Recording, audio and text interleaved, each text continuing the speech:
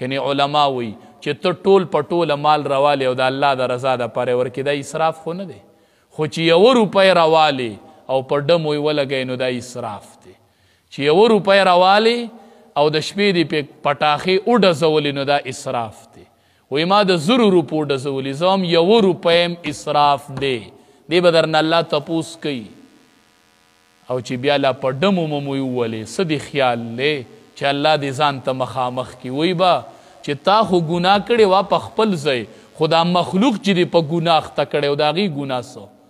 دا کلی چې دې راټول کړی و دا څه خلق چې دې پکې پرې شریک کړی و او کلم کله دې کوله او ټول کلي دې تماشه کوله څه جواب به ورکوي نبی علیه السلام فرمایي الله به زما امت ټول معاف کړي خو الا المجاهرین الله پاک مجاهرین نه معاف کوي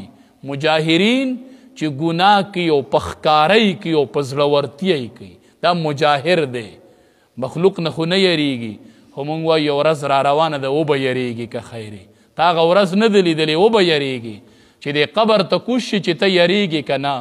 چې په تا تبی کیدو ته بیا ومه یریږه ته بیا راپاسه که نه دا ډېرو خلقو دا نارې والې دا فرعون هم وی انا ربکم الاعلی چې دریاب پې راغی وی آمنتو برب موسی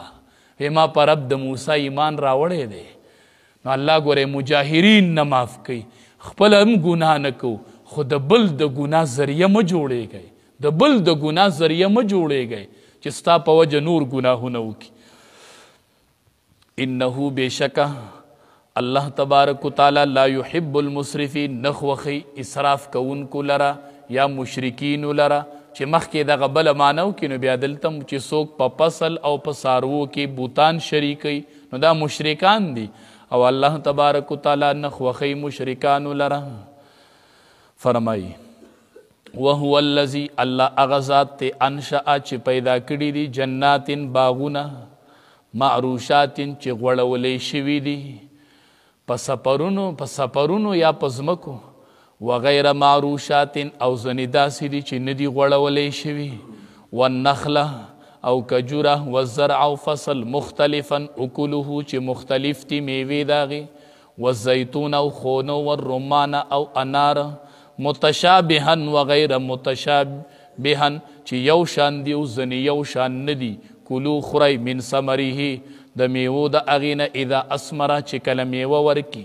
وآتو حقه ورکوئ تینا حق د الله یوم حصاده په وخت د ریبلو کې ولا تصرفو اسراف مکوئ